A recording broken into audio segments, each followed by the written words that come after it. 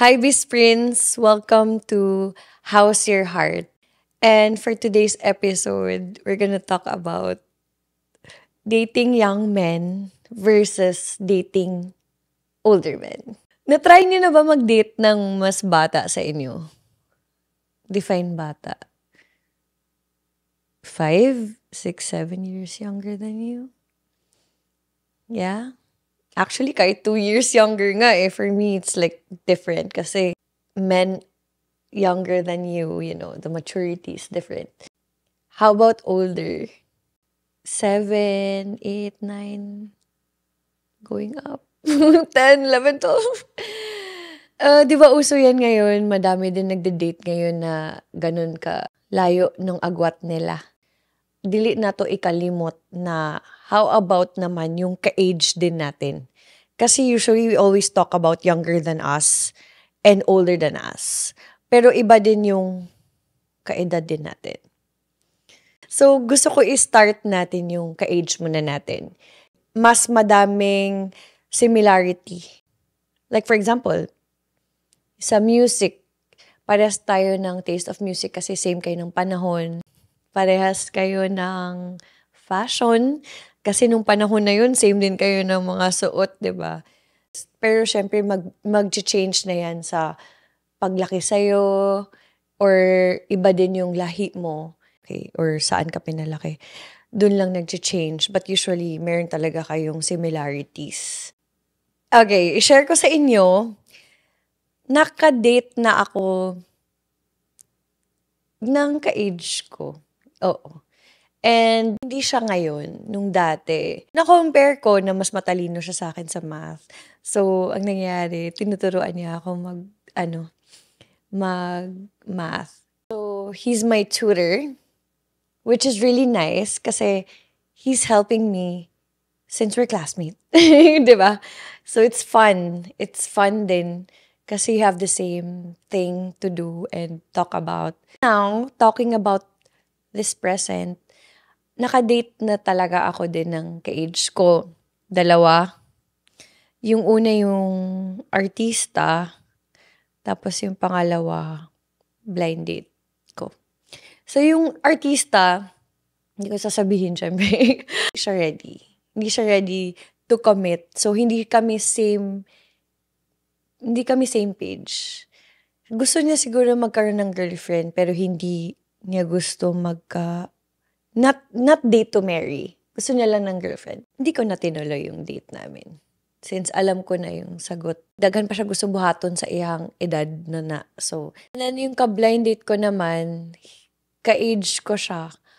Madami din kaming similarities, but daghan po siya responsibilities na wala pa sa iyang picture to marry or to date anyone. Kasi he's more on talking about, or maybe he's not just interested. Nobody knows. Niwala kasi ako na if you really want that person, di ba, you will pursue.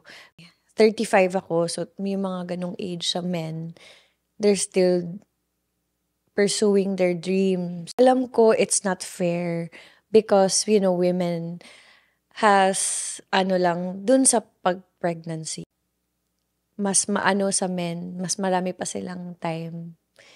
Hindi tayo pwede magsabi dito ng equality kasi iba din kasi yung body natin, iba din yung body nila. Tayo, mga babae, tayo yung nabubuntis. So, may difference lang siya. Dito naman tayo sa younger. It's funny cause I never dated young men before. Nag-start na siya ngayon nung kailan ako nag-30s. Hindi ko alam ba't ang daming lumalapit na mga bata. I mean, younger than me. 7 years younger, 8 years younger. I don't really know why I'm attracting younger men. Do I look young? Or they just want older women? I'm not really sure. They told me na just try. Ko din itong isang lalaki na to. But I tried making conversation lang muna.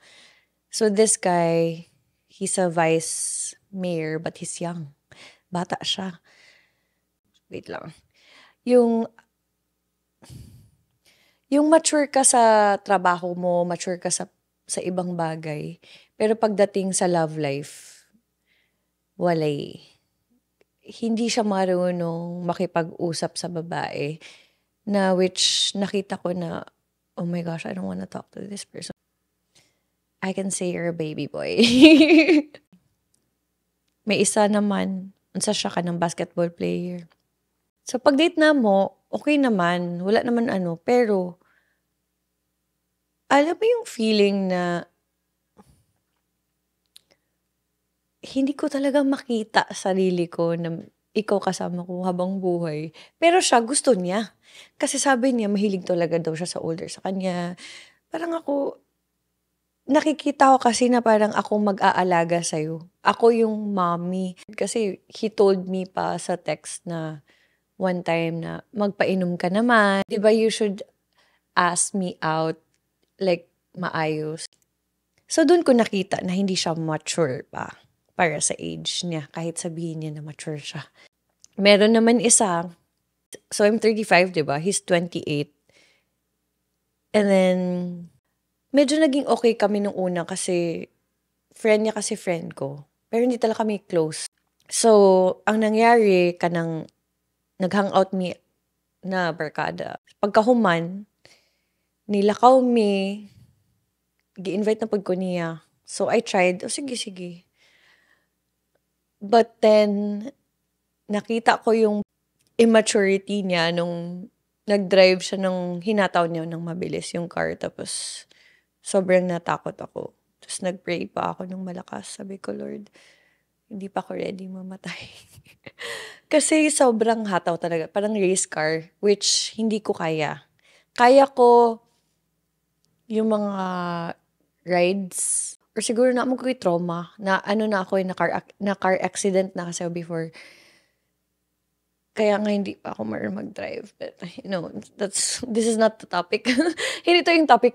Pero yun nga yung minimin ko, hindi ako comfortable sa ginawa niya. Pero hinataw niya pa rin ulit. Kahit nakita naman niya na hindi ako comfortable, tumatawa pa siya. Parang gusto niya may patunayan siya. Sabihin mo mature ka. Bakit kailangan mo sabihin mature ako? Parang you're acting like you're defensive. Yun yung experience ko sa mga young men. And then I tried dating older man. Artista na naman. And then he's older than me. So I thought na he's mature na. Kasi syempre, mature na siya kausap. Tsaka older than me. At okay talaga siya kausap. Wala akong masabi sa ugali niya. Yun nga, 7 years older than me. Nahuli ko kasi din siya na may kausap. So sabi ko, nako, sasaktan na naman ako nito. May kausap na iba. Kumusta daw yung workout nila? Narinig ko sa phone call. Kala niya di ko narinig. I don't think age matters. Kasi isipin mo nag-date ako ng ka-age ko, mas bata sa akin, mas matanda sa akin. Pero lahat sila, hindi kami nasa same page. And I think, ang pinaka-importante, date to marry. Kasi yung age ko is date to marry na eh. Hindi na yung naghanap lang ng boyfriend. You have to have the same values for me ha. Kasi if nakita mo na iba yung values niya, tas iba yung values ko, iba yung pagkalaki sa akin, iba yung pagkalaki sa kanya. Tapos hindi ko kaya. Hindi ko matolerate. I don't think na mag-jive kami. And of course, I'm gonna think na rin sa future na ito ba yung ituturo mo sa mga anak natin? I don't want that. And also loyalty. 'Di ba? Actually, love talaga eh. Kasi if you love that person, papasok na doon yung respect. Respect talaga. Kasi sa buong years ko, hindi lahat ng lalaki na bibigay nila yung respeto sa babae.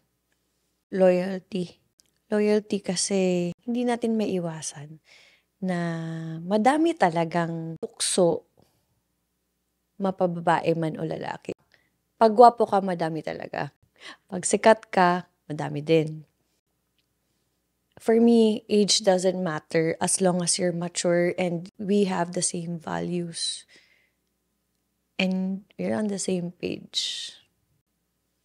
And I guess, it's not yet time because I haven't met the one for me.